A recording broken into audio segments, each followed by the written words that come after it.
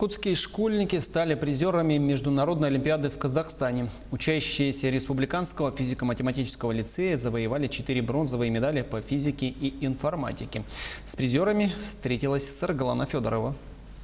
Способность мыслить нестандартно при решении сложных задач доказали учащиеся Республиканского лицея. Ребята успешно выступили в борьбе за звание самых талантливых в точных науках. Соперники – свыше 480 школьников из 21 страны мира. Все они продемонстрировали свои знания по физике, математике и информатике. Бронзовая медаль по физике на счету Артема Васильева.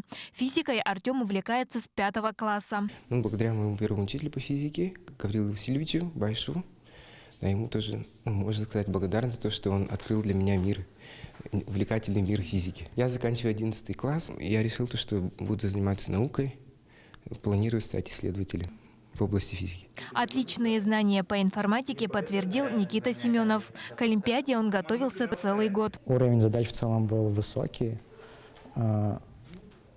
были довольно трудные задачи, и в целом я рад, что получил такую награду.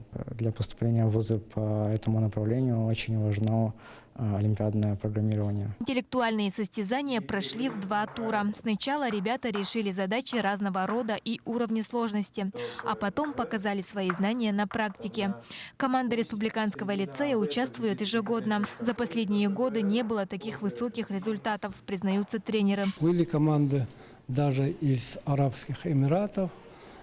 Сильная команда была из Сербии, она заняла гран-при. Эта олимпиада по уровню сравнима с официальными международными олимпиадами и дает возможность детям сравнить вот эти результаты. Если мы сейчас не можем попасть на межнарод через Россию, то если бы попали, какой бы мы там результат показали. Тренеры ребят тоже показали свои умения, за что получили серебро и золото. Во время Олимпиады прошел 2-й международный творческий конкурс учителей точных наук. Все призеры получили возможность бесплатно обучаться в ведущих вузах Казахстана. Сейчас ребята упорно готовятся к региональному этапу Всероссийской олимпиады по физике и математике. Саргалана Федорова, Джулстан Накинтьев, Якутск.